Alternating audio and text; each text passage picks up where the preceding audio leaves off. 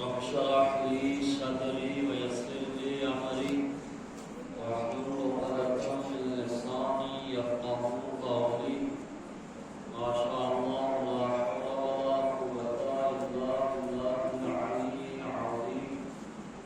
أعوذ بالله من الشيطان اللعين الرجيم. بسم الله الرحمن الرحيم. الحمد لله الذي هدانا لهذا وما كنا لنهتدي لولا أن هدانا الله.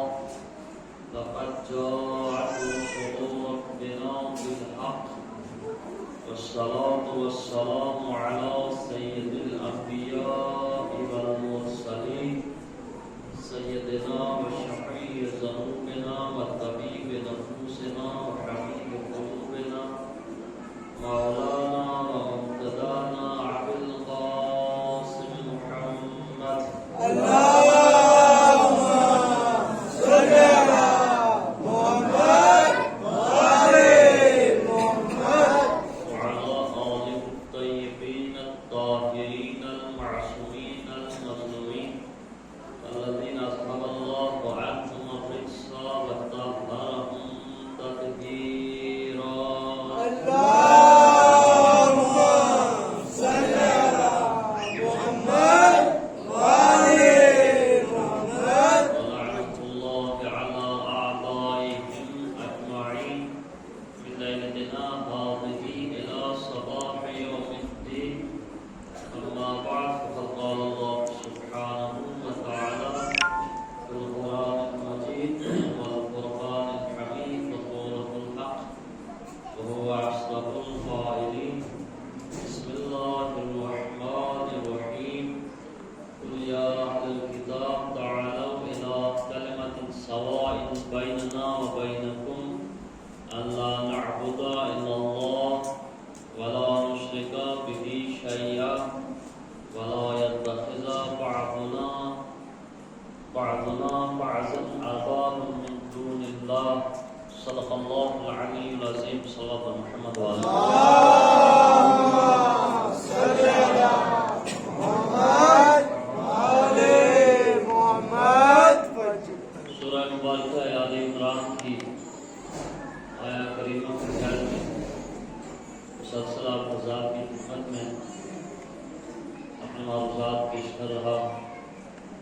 اسی سلسلہ کی یہ 5ویں مجلس کا آج آغاز ہو رہا ہے اور اسی گفتگو کو بڑھانا آگے بڑھانا مقصود ہے کہ خداوند متعال نے اپنے حبیب سے کہا قل کہ میرے نبی ان سے کہہ دیجئے قل یا اہل الکتاب اے اہل کتاب تعالوا الی کلمۃ سواء بیننا و بینکم کہ آؤ ہم ایک پرچم کے نیچے جمع ہو جائیں.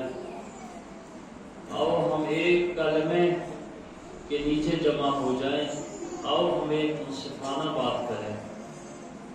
اللہ نعبد الا اللہ کہ ہم اللہ کے علاوہ کسی کی عبادت نہ کریں. اللہ کے علاوہ کسی کی پرستش نہ کریں.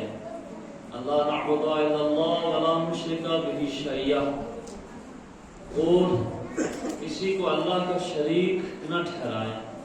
یعنی اللہ کے علاوہ کسی کی پرستش اور عبادت نہ کریں. اللہ کی الہیت کے ساتھ کسی دوسرے کو الہ اور خدا نہ مانیں. اللہ کی رازقیت کے ساتھ کسی دوسرے کو رزاق نہ مانیں. اللہ کی خالقیت کے ساتھ کسی دوسرے کو خالق نہ مانیں. اللہ کی مالکیت کے علاوہ کسی دوسرے کو مالک تصور نہ کریں. وَلَا يَتَّخِذَ بَعْضُنَا بَعْضًا أَرْبَابًا مِن دُونِ اللَّهِ اور ہم تیسرا کام یہ کریں کہ ایک دوسرے کو خدا نہ تسلیم کریں. ایک دوسرے کو خدائی کا درجہ نہ دیں. ایک دوسرے کو خدا نہ مانیں.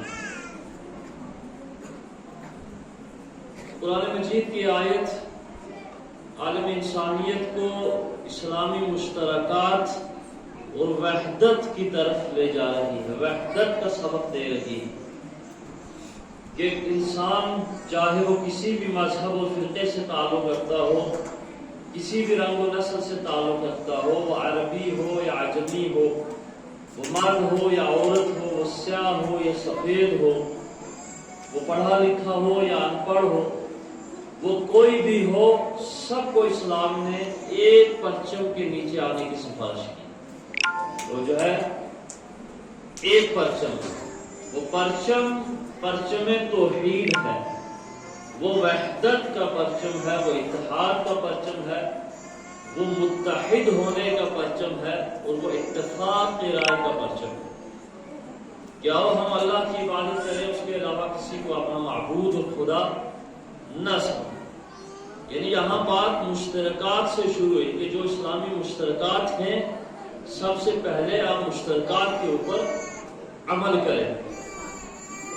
انبیاء کے مقاصد میں سے ایک مقصد یہ تھا کہ وہ لوگ بوجھ کے نیچے دبے ہوئے تھے، جو بیجا وزن اٹھائے ہوئے تھے، بیجا چیزوں میں پھنسے ہوئے تھے، بیجا خرافات اور رسومات میں پھنسے ہوئے تھے، جن کی پیشانیاں جگہ جگہ کے اوپر جھکتی تھی، جن کی جبیں ہر حجر اور شجر کے سامنے جھکتی تھی۔ تو اسلام نے یہ چاہا کہ ان کو بیجا پریشانیوں سے، اور جو بیجا انہوں نے بوجھ اٹھایا ہے، ان کے بوجھ کو ہلکا کرے۔ وَالْأَغْلَالَ الَّتِي كَانَتْ عَلَيْهِمْ، پیغمبر اس لیے آئے کہ وہ بوجھ ان سے ہٹائیں اور جو ہے ان کی گردنوں کو آزاد کریں۔ یہی وجہ ہے کہ اسلام نے سب کی آزادی چاہی ہے کہ ہر انسان سماجی طور پہ اور معنوی طور پہ آزاد ہے، سماج میں بھی اور معنوی طور سے بھی۔ سماج یعنی سماج میں انسان کا جسم ہے، سماج میں کیا ہے؟ انسان کا جسم ہے، کلچر اور معاشرے میں انسان کا جسم رہتا ہے، لیکن اسلام کہتا ہے کہ جسموں کی آزادی کے ساتھ ساتھ تمہاری روح بھی آزاد ہونا چاہیے، تمہارا دل و دماغ بھی آزاد ہونا چاہیے، تمہاری فکر بھی آزاد ہونا چاہیے، اور تمہارا نفس بھی آزاد ہونا چاہیے۔ کہیں ایسا نہ ہو کہ جو تمہارا درونی دشمن ہے، جو اندر کا دشمن ہے، وہ تمہیں قیدی نہ بنا لے۔ چونکہ انسان کے دو دشمن ہیں، ایک بیرونی دشمن ہے جو باہر سے حملہ کرتا ہے، اور ایک اندرونی دشمن ہے جو اندر سے حملہ کرتا ہے۔ تو جو اندر کا دشمن ہے وہ باہر کے دشمن سے زیادہ طاقتور ہے، اور جو اندر کا دشمن ہے، جو انسان کے اندر پلتا ہے، انسان کے اندر پروان چڑھتا ہے، انسان کے اندر نمو اور ارتقاء کی طرف جاتا ہے، تو وہ باہر والے دشمن سے کہیں زیادہ مضبوط ہے۔ کم از کم باہر کے دشمن سے انسان لڑ سکتا ہے، چونکہ اس کے سامنے ہے، اس کے مرد مقابل میں ہے، وہ اسے اپنا نشانہ بنا سکتا ہے چونکہ اس کی نگاہوں کے سامنے ہے۔ لیکن ایک دشمن ایسا ہے کہ جو انسان کی نگاہوں کے سامنے نہیں ہے، وہ مخفی دشمن ہے، وہ چھپا ہوا دشمن ہے انسان کے اندر۔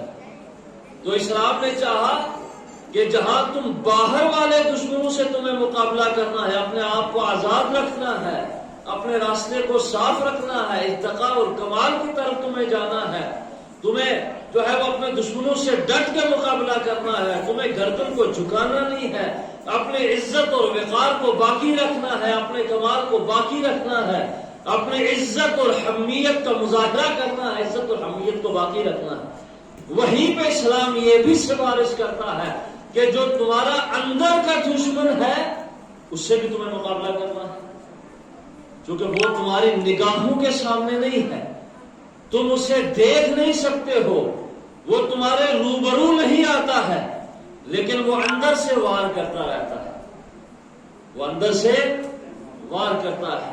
کبھی وہ تمہارے ایمان پہ وار کرے گا، کبھی وہ تمہارے مسلمان ہونے پہ وار کرتا ہے، کبھی وہ تمہارے عقیدے پہ وار کرتا ہے، کبھی وہ تمہارے عمل پہ وار کرتا ہے، کبھی وہ تمہارے عقیدہ توحید کے اوپر وار کرتا ہے، کبھی عقیدہ رسالت کے اوپر وار کرتا ہے، اور کبھی عقیدہ امامت کے اوپر وار کرتا ہے، گویا جو اسلام کے اصول ہیں وہ یہ چاہتا کہ ایک ایک اصول کے اوپر وار کرتا ہے.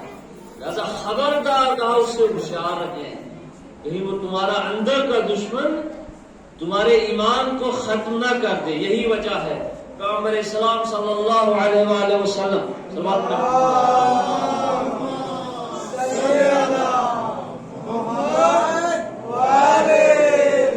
نے دیکھا کہ ایک لشکر جو ہے وہ جنگ جیت کر آیا ہے، محاذ جیت کر آیا ہے، تو اصحاب کرام جب آئے اور سپاہی آئے تو پیغمبر کو سلام دیا، کہا یا رسول اللہ ہم جنگ جیت کر آئے ہیں، ہم مارکا جیت کر آئے ہیں.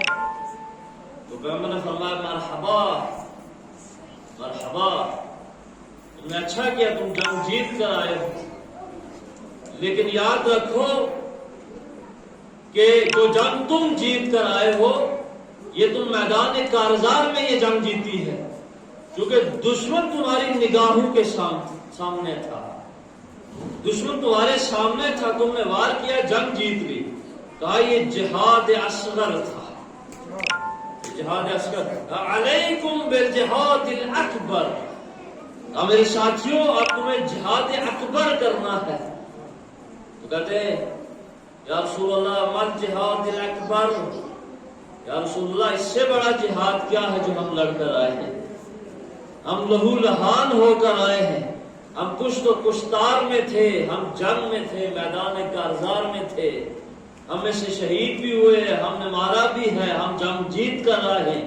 اس سے بڑا جہاد اور کون سا ہے؟ جہاد اکبر کون سا ہے؟ کیا اس سے بھی کوئی سخت جہاد ہے؟ کیا اس سے بھی کوئی بڑا جہاد ہے جہاں بڑی تلوار چلنی ہے؟ تو پیغمبر نے کہا علیکم بالجہاد الاکبر، کہا جہاد اکبر تمہارے اوپر فرض ہے، واجب ہے. کہا یا رسول اللہ مل جہاد الاکبر، کہا الجہاد بالنفس، الجہاد بالنفس، کہا نفس کے ساتھ جہاد جہاد اکبر ہے، یہ بڑا جہاد ہے، چونکہ دشمن تمہاری نگاہوں کے سامنے نہیں، وہ جو ہے یہ انسان کے اندرونی اندر کا جو دشمن ہے وہ ہر وقت انسان پہ وار کرتا رہتا ہے.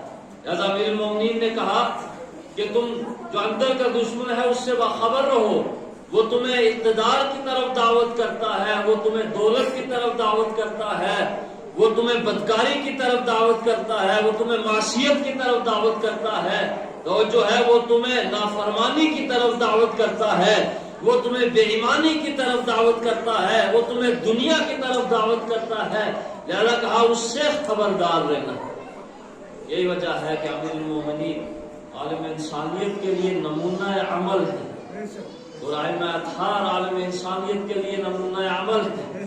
خداوند متعال نے بعض ازواج کے جو ہے مقدسہ کو، ذوات مقدسہ کو دنیا میں اس لیے بھیجا ہے کہ وہ دنیا والوں کے لیے آئیڈیل بنے، دنیا والوں کے لیے نمونہ عمل بنے.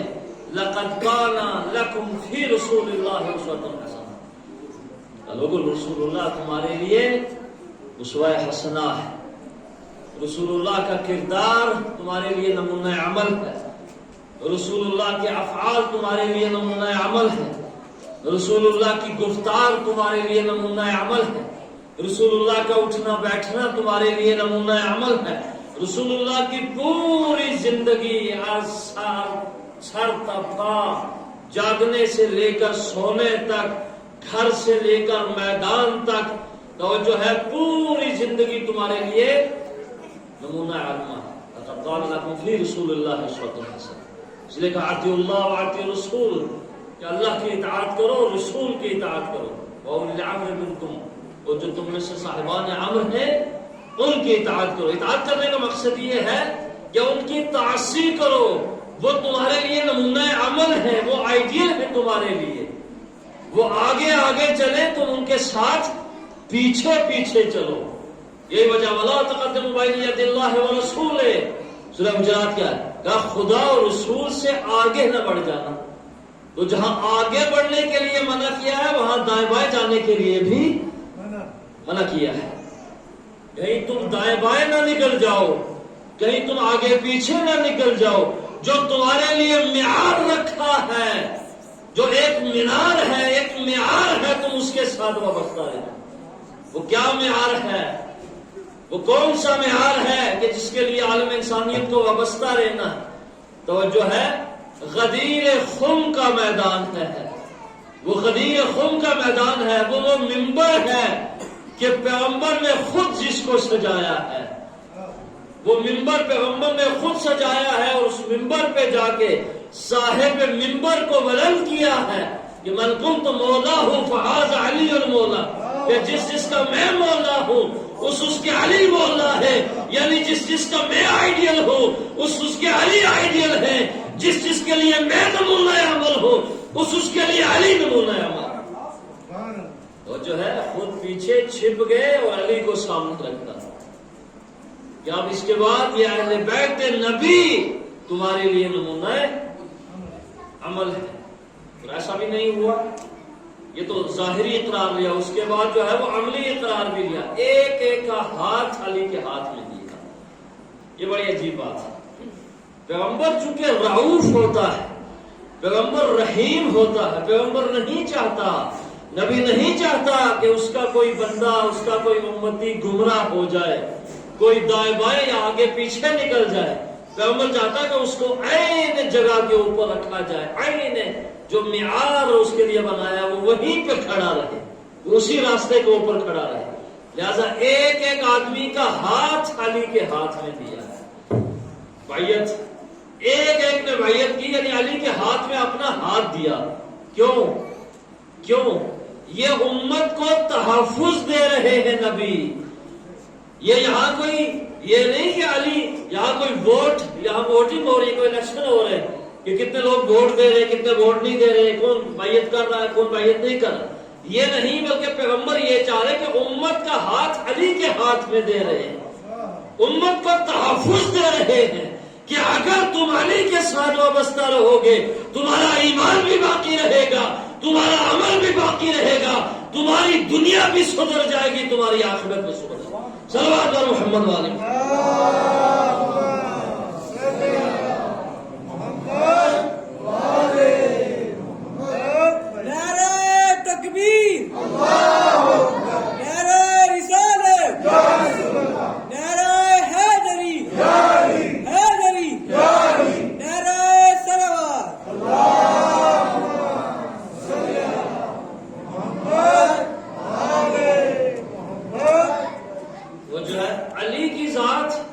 نمونہ عمل ہے انسانیت کے لیے۔ اہل بیت اطہار عالم انسانیت کے لیے نمونہ عمل ہے۔ اور جو ہے دعائے شعبانیہ میں آپ پڑھتے ہیں کہ وَاللَّازِمُ لَهُمْ لَاحِقٌ، کہ لازم ہے انسان کے لیے، لازم ہے کہ ان سے ملحق ہو جائے، اہل بیت اطہار سے ملحق ہو جائے، ان سے آگے نہ بڑھے، ان سے پیچھے نہ رہے۔ تو اس کی عملی تصویر غدیر ہے۔ جو پیچھے تھے ان کا انتظار کیا، جو آگے بڑھ گئے ان کو پیچھے بلایا، اور کسی کو دائیں بائیں جانے نہیں دیا۔ وہاں چوراہا ہے لیکن وہاں سے کسی کو ہلنے نہیں دیا، چونکہ ایک منارہ ہے، ایک معیار ہے اہل بیت کا۔ اس معیار، تمہارا معیار یہ ہونا چاہیے، یا ایھا الذین آمنوا اتقوا اللہ وَلْتَنْظُرْ نَفْسٌ مَا قَدَّمَتْ لِغَدٍ وَاتَّقُوا اللَّهَ۔ یا ایھا الذین آمنوا اتقوا اللہ، ایمان لانے والوں تقوی الہی اختیار کرو۔ وَلْتَنْظُرْ نَفْسٌ مَا قَدَّمَتْ لِغَدٍ، اب توجہ چاہتا ہوں کہ اپنے نفس کی طرف دیکھو کہ اس نے کل کے لیے کیا بھیجا ہے۔ اس نے وَلْتَنْظُرْ، قرآن کہتا ہے دیکھو، تنظر کس سے؟ نظر سے ہے، میں آپ کو دیکھ رہا ہوں، آپ مجھے دیکھ رہے ہیں۔ تو قرآن کہتا ہے وَلْتَنْظُرْ، تم دیکھو، آنکھوں سے دیکھو، اپنی بینائی سے دیکھو۔ وَلْتَنْظُرْ، کس کو دیکھو؟ نفس کی طرف دیکھو۔ تم پلٹ کے اپنے نفس کی طرف دیکھو۔ وَلْتَنْظُرْ نَفْسٌ مَا قَدَّمَتْ لِغَدٍ، کہ اس نے کل کے لیے کیا بھیجا ہے، یعنی اس نے آخرت اور عاقبت کے لیے کیا بھیجا ہے۔ وَاتَّقُوا اللَّهَ، کافر تقوی الہی اختیار کرو۔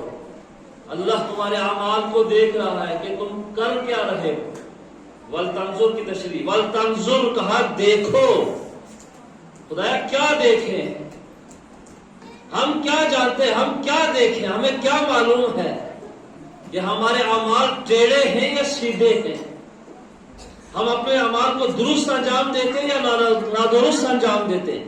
لیکن خدا نے کہا والتنظر دیکھیں۔ دیکھیں کوئی بھی انسان عمل انجام دیتا ہے، ایک لوہار ہے یا کیا کہتے ہیں جو زیور بنانے والا ہوتا ہے، وہ جو ہے سنار، تو جب وہ کوئی عمل انجام دیتا ہے، کوئی بھی کاریگر ہے، مستری ہے، تو وہ اپنا عمل انجام دینے کے بعد اسے ایک آنکھ بند کر کے دیکھتا ہے۔ ایک برتن بنانے والا مٹی کے برتن بناتا ہے، وہ جو ہے سانچہ ہے، اس کا ایک معین سانچہ ہے کہ کون برتن کس کے اندر فٹ آئے گا، تو ایک معین سانچہ ہے، اگر وہ اس سے بڑا کرتا ہے تب بھی وہ بیکار ہے، اگر اس سانچے سے وہ چھوٹا کر دیتا ہے اس ظرف کو تب بھی وہ بیکار ہے۔ تو جو ہے اس کے پاس چونکہ ایک سانچہ ہے، ایک معیار ہے، اس معیار کو سامنے رکھ کے وہ عمل انجام دیتا ہے، بہت توجہ چاہتا ہوں، ظرف کو سامنے رکھ کے مظروف وہ جو ہے، تو وہ سانچے کو سامنے رکھ کے ایک آنکھ بند کر کے دیکھتا ہے کہ یہ ٹیڑھا ہے یا سیدھا ہے، کہیں اس میں نقص تو نہیں رہ گیا ہے، کہیں اس میں عیب تو نہیں رہ گیا۔ قرآن کہتے ہیں آئے الذین آمنوا اتقوا اللہ ولتنظر نفس ما قدمت، کہ تم بھی ایک آنکھ بند کر کے ذرا اپنے عمل کی طرف دیکھو کہ تم نے کیا بھیجا ہے، کیا وہ تمہارا عمل کسی سانچے کے تحت ہے یا بغیر سانچے کے ہے، کیا کوئی سانچہ تم نے رکھا ہے کہ جس کے تحت تم عمل انجام دے رہے ہو، کیا کوئی تمہارا آئیڈیل ہے، کیا کوئی تمہارے لیے نمونہ عمل ہے، کیا کوئی ذات ہے تمہارے سامنے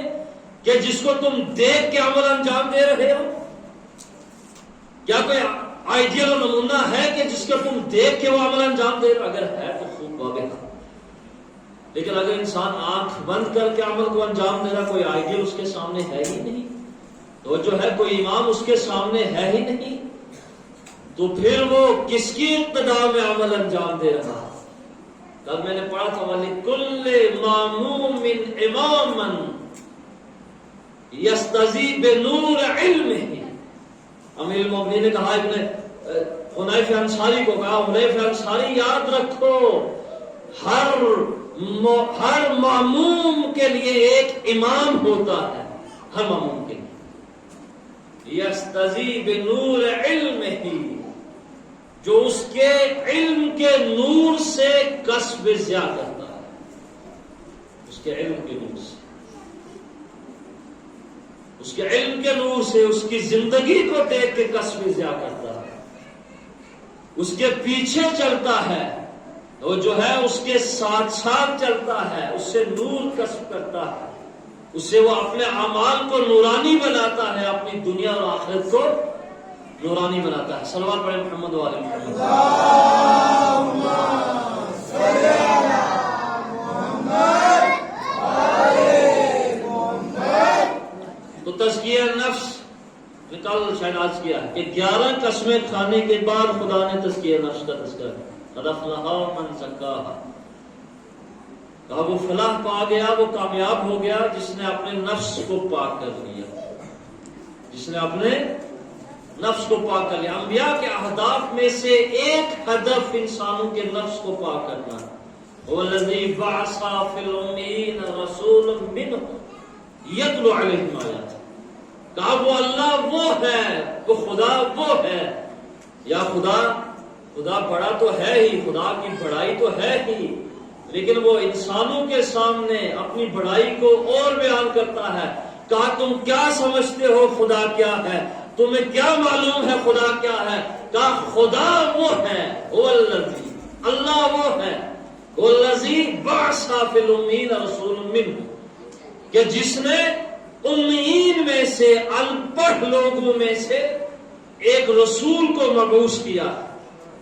والذی بعث، خدا نے یہاں افتخار کیا ہے، خدا نے یہاں افتخار کیا، اپنی بڑائی کو بیان کیا ہے کہ میں کتنا بڑا ہوں کہ جس نے ایک نبی کو مبعوث کیا ہے، وہ کون نبی ہے کہ خدا جس کی مبعوث کرنے کے بعد افتخار کرتا ہو اللہ دی، وہ اللہ وہ ہے.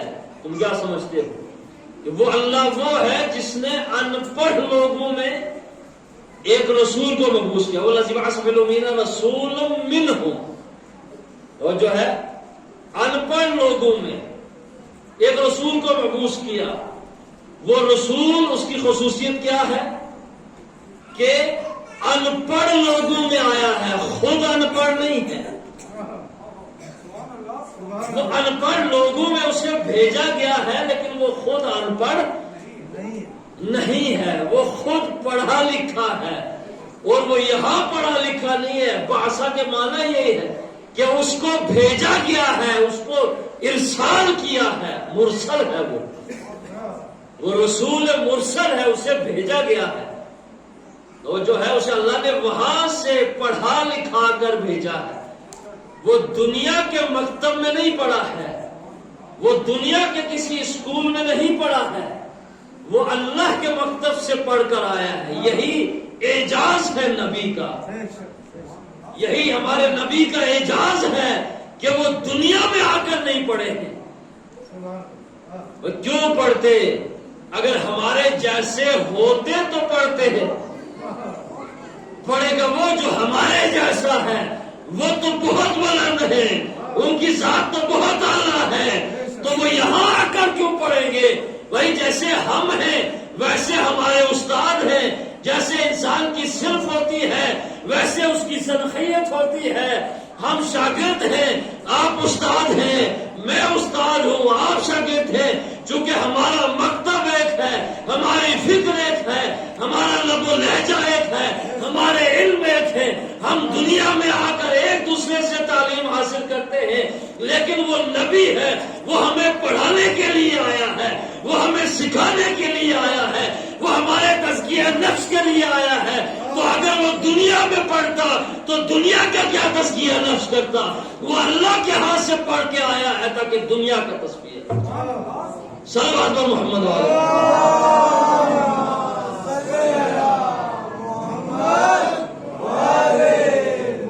والذی بعث فی الامین منہ، والذی بعث رسول، اللہ نے رسول کو بھیجا امیین میں، ان پڑھ لوگوں میں پڑھے لکھے رسول کو بھیجا.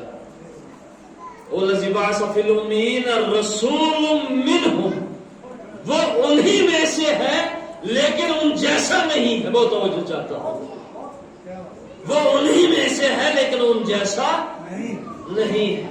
والذی بعث فی الامین رسول منہم یتلو علیہم آیاتہ، وہ کیا کرتا ہے؟ اس کا کام کیا ہے؟ آیات کی تلاوت کرتا ہے. لوگوں کے اوپر آیات جو قرآن مجید اس کے اوپر نازل ہوا ہے، جو اللہ کا کلام اس کے اوپر اترا ہے، وہ من و عن قرآن کی تلاوت کرتا ہے لوگوں کے ساتھ. اور جو ہے رسول کو بھی اختیار نہیں ہے کہ قرآن میں کسی آیت کا اضافہ کرنے کا یا حذف کرنے کا. یہ اختیار رسول کو بھی نہیں ہے. من و عن، جو قرآن وہاں سے اترا رسول نے وہی قرآن پہنچایا ہے. تو اگر رسول یہ کام نہیں کر سکتے، اگر رسول کو قرآن میں حذف اور اضافے کی اجازت نہیں ہے، تو کوئی ایرا غیرہ یہ کام کیسے کر سکتا ہے؟ کوئی ایرا غیرہ کہ جو مکتب قرآن سے آشنا نہیں ہے، جو لفظ قرآن سے آشنا نہیں ہے، جو ایک دنیا پرست انسان ہے، جو دنیا والا انسان ہے، جو اقتدار کے پیچھے اپنا دین فروخت کرتا ہے، اقتدار کے پیچھے اور پارٹی کے پیچھے اپنا دین اور ایمان فروخت کرتا ہے، بھلے وہ کیا قرآن میں حذف و اضافہ کرے گا؟ وہ کیا کرے گا؟ تو جو ہے وہ شیطانی قوت ہے، اسے شیطان گمراہ کرتے ہیں. وہ شیطانوں کی صف میں آ کر ایسی حرکت کرتا ہے، لیکن بیکار ہے. تو جو ہے جب رسول یہ کام نہیں کر سکتے ہیں، چونکہ یہ اللہ کا کلام ہے، اِنَّا نَحْنُ نَزَّلْنَا الذِّكْرَ وَإِنَّا لَهُ لَحَافِظُونَ. خدا کہتے ہیں کہ قرآن کو ہم نے نازل کیا اور ہم ہی اس کی حفاظت کرتے ہیں. ہم ہی اس کی حفاظت کرنے والا. تو رسول کا پہلا کام کیا ہے اہداف انبیاء کا؟ یتلو علیہم آیاتِ، کہ وہ کیا کرتا ہے؟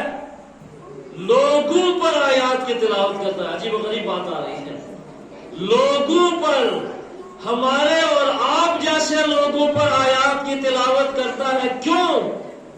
اس لیے کہ ہم قرآن جانتے نہیں ہیں، اس لیے کہ ہمیں قرآن کا پتہ نہیں ہے، اس لیے کہ ہمیں قرآن آتا نہیں ہے، ہم قرآن پڑھ نہیں سکتے ہیں، ہم قرآن کے نور کو سمجھ نہیں سکتے ہیں، تو ہم ان پڑھ ہیں. اس لیے ان پڑھ لوگوں کے سامنے قرآن پڑھ کے سناتے ہیں.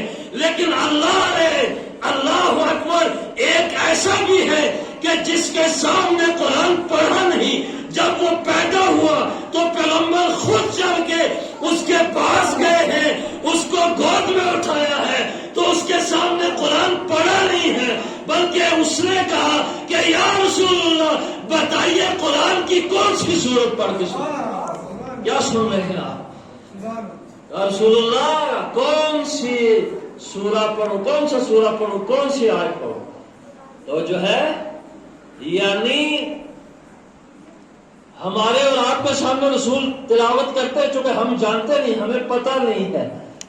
لیکن جو قرآن وہاں سے پڑھ کے آیا ہے وہ رسول کو آ کر سناتا ہے، وہ رسول کو سناتا ہے. وہ سورہ مومنین کی تلاوت کرتا ہے. قد افلح المؤمنون الذین هم فی صلاۃ، بے شک مومنین فلاح پا گئے. سورہ مومنین کی تلاوت کرتا ہے اور پڑھ کے سناتا ہے. اس کے معنی کیا ہے کہ نہ رسول ہم جیسا ہے نہ علی ہم جیسا ہے. رسول بھی وہاں سے پڑھ کر آئے ہیں اور آل رسول بھی وہاں سے پڑھ کر آئے ہیں. صلوات اور محمد والے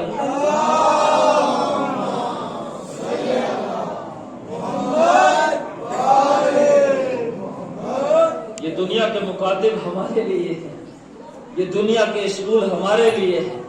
اور جو ہے یہ اسکول انبیاء کے لیے نہیں ہے، یہ اسکول اوصیاء کے لیے نہیں ہے.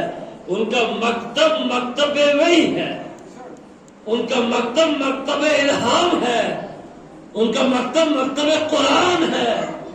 تو وہ قرآن کے مکتب سے پڑھ کر آئے، وہ الہام اور وحی کے مکتب سے پڑھ کر آئے. ہمیں کیا معلوم ہے وحی کیا ہے؟ ہم کیا جانتے ہیں الہام کیا ہے؟ ہم کیا جانتے ہیں مکتب قرآن کیا ہے؟ یتلو علیہم آیات، وہ آیات کی تلاوت کرتا ہے ان پڑھ لوگوں کے اوپر، تاکہ لوگ پڑھ لکھ جائیں، تاکہ لوگ ہدایت پا جائیں، تاکہ لوگ راہ راست کے اوپر آ جائیں. یہ پہلا عدد تھا جو ہے بعثت رسول کا، وہ جو ہے، اور اسی کے بعد وہ یزکیہم کہ وہ تزکیہ نفس بھی کرتا ہے. اہم ترین اہداف میں تزکیہ نفس بہت آگے ہے، پیش ہے. امیر المومنین تبرکاً کل کے کلمات پڑھ کے اپنے مصاحب دیتا ہوں. فرماتے کل جو میں نے پڑھا، فرمایا کہ اے حنیف میرے پاس اگر تم دیکھو کہ مال دنیا میں کیا ہے، کعبے پرسے میں 2 روٹیاں کھاتا، ایک صبح اور ایک شام.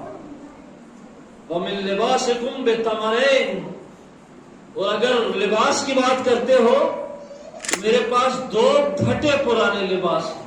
پھر بات کو دہراتے ہیں آگے.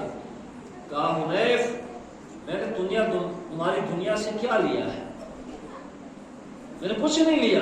کہا کہ وہی 2 لباس ہے، 2 لباسوں کے علاوہ میں نے کوئی لباس نہیں خریدا. میں علی ہوں، میں مملکت اسلامیہ کا حاکم ہوں، میرے اختیار میں ہے سب کچھ. کہا میں نے کچھ نہیں لیا. کہا حنیف میں کیسے لوں، مجھے کیا ضرورت ہے؟ اے حنیف چونکہ ان چیزوں کے اندر ثبات نہیں ہے، یہ باقی رہنے والی نہیں.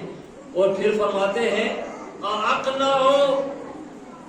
ہو کہ میں اس بات کے اوپر مست و مگن ہو جاؤں کہ یقال له امیر المومنین، کہ میں مست و مگن ہو جاؤں اس بات کے اوپر کہ لوگ مجھے امیر المومنین کہتے ہیں.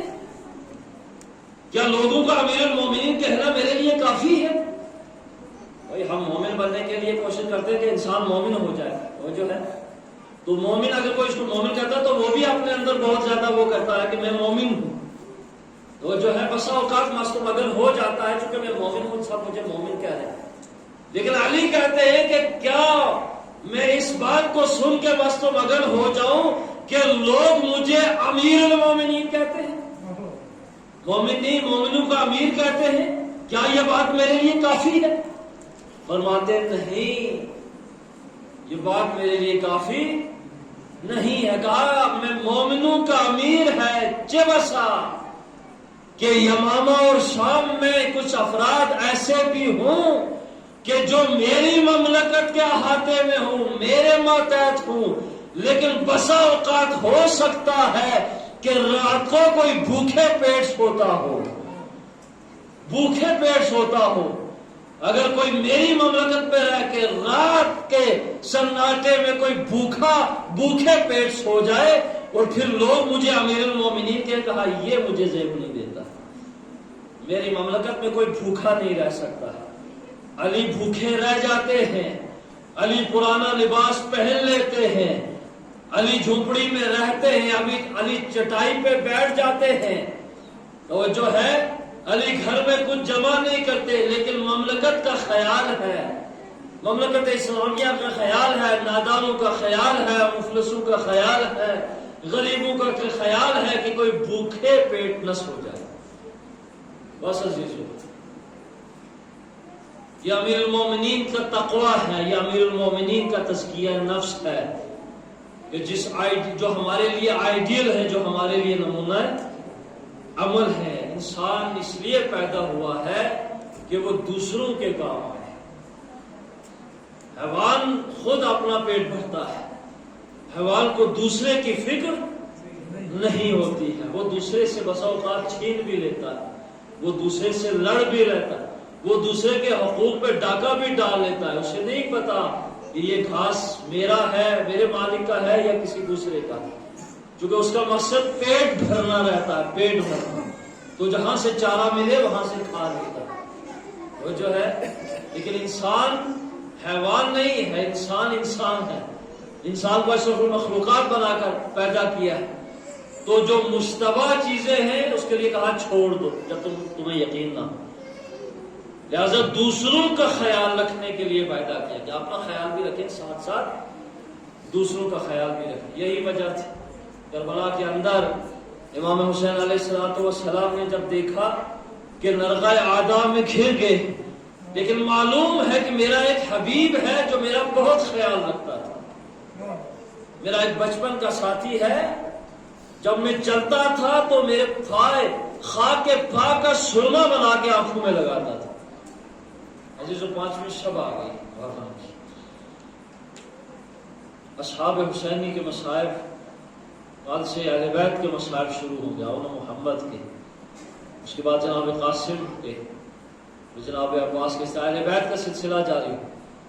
5ویں شب جناب حبیب کون ہے؟ حبیب امام حسین کے بچپن کا ساتھی کا نام ہے. رسول اللہ کے صحابی ہیں حبیب.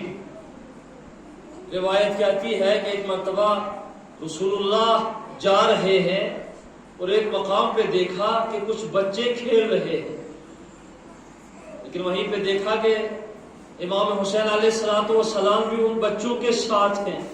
آپ آگے آگے چل رہے ہیں، بچے ان کے اقتداء میں چل رہے ہیں، لیکن ایک بچہ ایسا ہے کہ جو حسین کے پیچھے پیچھے چل رہا ہے، حسین ابن علی کے ساتھ ساتھ چل رہا، پیچھے پیچھے چل رہا ہے. اور وہ کرتا کیا ہے؟ حسین آگے آگے چلتے ہیں، جہاں جہاں امام حسین قدم رکھتے ہیں وہ وہاں سے خاک اٹھاتا ہے اور خاک اٹھا کے اپنی آنکھوں کا سرما بناتا ہے، اپنی آنکھوں میں سرمے کے طور پہ لگاتا ہے. میرے نبی نے جب یہ منظر دیکھا ایک مرتبہ حبیب کو بلایا، اپنے سینے سے لگا لیا، کہا میرے بچے تمہارا کیا نام ہے؟ کہا یا رسول اللہ میرا نام حبیب ہے۔ کہا ہاں تم حبیب ہو، ہاں تم حسین کے دوست ہو، ہاں تم حسین کے حبیب ہو۔ ایک مرتبہ رسول اللہ کو وہ منظر شاید نگاہوں کے سامنے گھوم گیا، نگاہوں کے سامنے آ گیا۔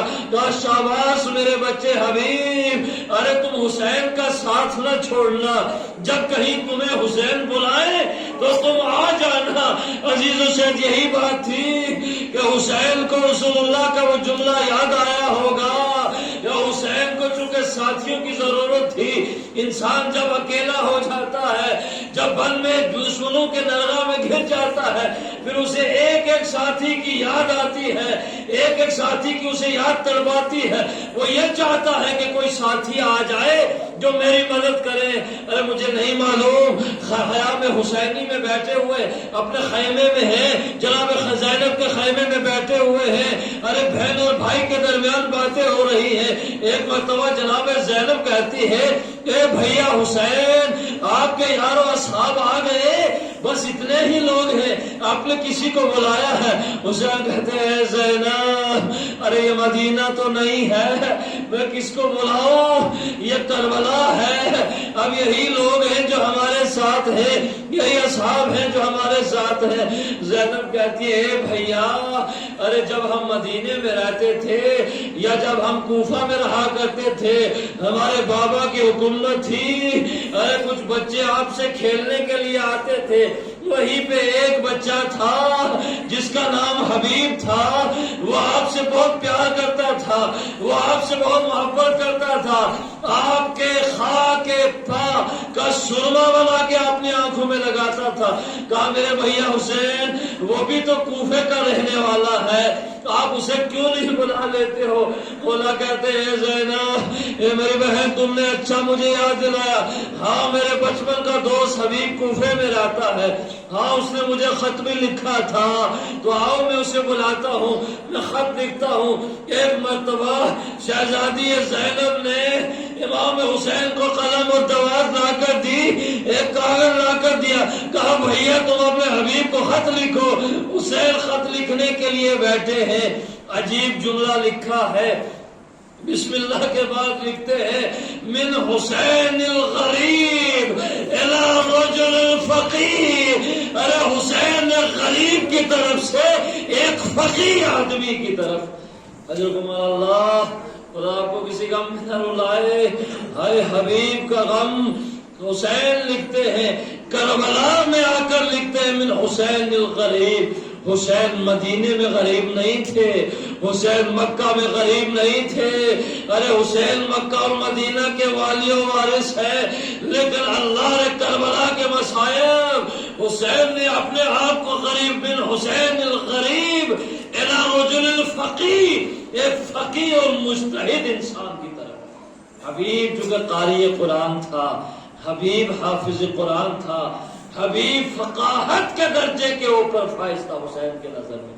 اللہ نے حسین جس کو فقیر لکھے وہ کتنا بڑا فقیر ہوگا، وہ کتنا بڑا مومن ہوگا۔ حسین جسے فقیر ہونے کی ڈگری دے، اپنے نامے میں جسے فقیر لکھے، کہ من رجل الفقیر خط لکھتے ہیں، عنوان شروع کرتے کہا حبیب آپ کا ساتھی، آپ کا مولا اور آقا حسین کربلا میں پہنچا۔ حبیب میں تمہیں یہ بھی بتا دوں کہ میں کسی بڑے لشکر کے ساتھ نہیں آیا ہوں، میرے ساتھ بہت زیادہ لوگ نہیں ہیں۔ حبیب اگر تمہیں یاد ہو تو میرے ساتھ میری بہن زینب ہے، میری بہن ام کلثوم ہے، میری چھوٹی بیٹیاں ہیں، میرے چھوٹے بچے ہیں، میرے ساتھ علی اکبر ہے، عباس بھی ہے، بنی ہاشم کے کچھ جوان ہیں اور کچھ بوڑھے ہیں۔ کہا بس حبیب میرے پاس یہی لشکر ہے، لیکن میں فوج آدھا میں گرا ہوا ہوں، اگر ہو سکے تو میری مدد کو پہنچو۔ حسین کریم ابن کریم ہے، حسین نے کسی کو زبردستی نہیں بلایا ہے، حسین نے سب کو اختیار دیا، کہا جانے والوں اگر تم جانا چاہو تو جا سکتے ہو۔ شب عاشور بات آئی اور جو ہے حسین سب کے لیے کھلا میدان چھوڑے، کوئی آئے تو معرفت سے آئے، کوئی آئے تو حسین کی معرفت حاصل کر کے آئے، کوئی آئے تو اس کے سامنے ہدف اور مقصد لے کر آئے کہ کس ہدف کے لیے آ رہا ہے۔ کہا حبیب اگر ہو سکے تو میری مدد کو آؤ۔ جب نامہ بر حبیب کے پاس پہنچا ہے، دروازے کو دق الباب کیا، حبیب کھانا کھا رہے ہیں۔ کہا تم کون ہو؟ کہا انا قاصد الحسین، انا سفیر الحسین، میں حسین کا سفیر ہوں، میں حسین کا قاصد ہوں، خط لایا ہوں۔ حبیب نے سنا، کھانے کو وہی رکھا، دروازے پہ آئے، کہا میرا مولا حسین کہاں ہے میرا مولا؟ کہا یہ خط پڑھ لیجئے۔ ایک مرتبہ حبیب نے خط کو چوما، اپنی پیشانی سے لگایا، خط کو بوسے دیے، کہا اللہ میرے مولا کا خط۔ جب خط پڑھا حبیب کے تیور بدل گئے، چہرے کا رنگ زرد ہو گیا۔ کہا اللہ میرا مولا حسین کہاں پہ ہے؟ اندر گئے، زوجہ نے کہا حبیب یہ تیرا کیا حال ہے؟ ارے آپ کا چہرہ پیلا کیوں پڑ گیا ہے؟ آپ کے یہ تیور بدلے ہوئے ہیں۔ کہا بیوی کیا پوچھتی ہے؟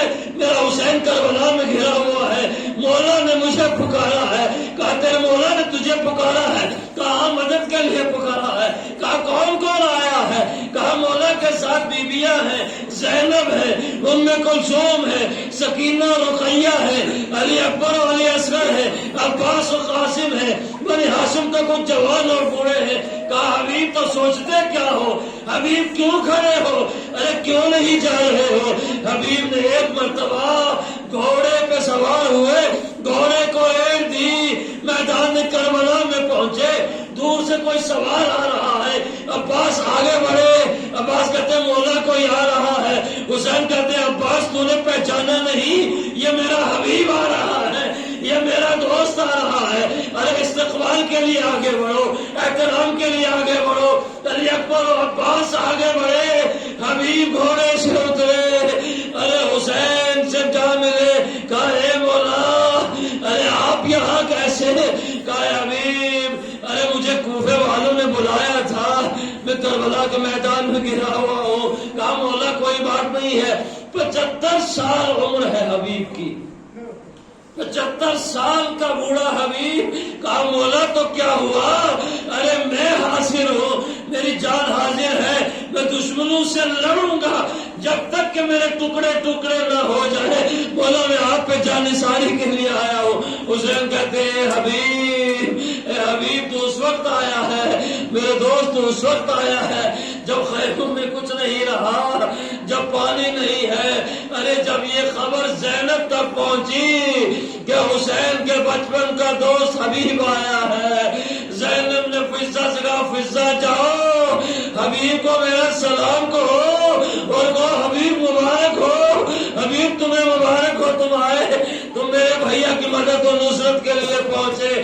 فضہ گئی، حبیب کو سلام کیا، مبارکباد دی۔ ایک مرتبہ حبیب نے سر کو جھکا لیا، خاک کربلا کو اٹھا کے اپنے سر میں ڈالنا شروع کیا۔ اے میری بیوی ارے یہ کون سا وقت آ گیا کہ شہزادیوں غلاموں کو سلام بھیجے؟ اے بیوی میں نصرت کے لیے آ گیا۔ بس عزیزو جب اصحاب کی باری آئی تو سب سے پہلے حبیب آگے بڑھے۔ 75 سال کا بوڑھا ہے لیکن جنگ ایسی لڑی کہ بڑے بڑے جوان نہیں لڑ سکتے تھے، اور رقص پڑھتے ہوئے گئے۔ کہا اے دشمنوں تم حسین اپنے علی کے ساتھ جنگ لڑ رہے ہو، میں حاضر ہوں، تم میرے ٹکڑے ٹکڑے کر دو لیکن میں تمہیں حسین کے قریب نہیں جانے دوں گا، تمہیں میں بیویوں کے قریب نہیں جانے دوں گا۔ اللہ نے جب گھوڑے سے زخمی ہو کے زمین پہ گرے، حسین سرانے پہنچے، حبیب کا سر اٹھایا، اپنے زانوں پہ رکھا، لیکن تاریخ کہتی ہے حبیب کا بیٹا ساتھ تھا۔ ایک مرتبہ حبیب کے بیٹے نے کہا اے مولا کیا غضب کر رہے ہو؟ ارے آپ کیوں اٹھا رہے ہو؟ حسین نے کہا نہیں اے بیٹا، ارے کوئی بیٹا بھی اپنے باپ کا جنازہ اٹھاتا ہے، کوئی بیٹا اپنے باپ کے سر کو زانوں میں رکھتا ہے، حبیب کا سر میں نظام میں اپنے زانوں پہ رکھوں گا۔ حسین نے حبیب کے سر کو زانوں پہ رکھا، آخری سانس لی، حبیب دنیا سے رخصت ہوئے، حسین نے بس ایک ہی کلمہ کہا، رحم اللہ حبیبا یختم القرآن فی لیلۃ واحدہ، خدا حبیب پہ رحمت نازل کرے کہ جو ایک شب میں پورا قرآن پڑھ دیا کرتا تھا۔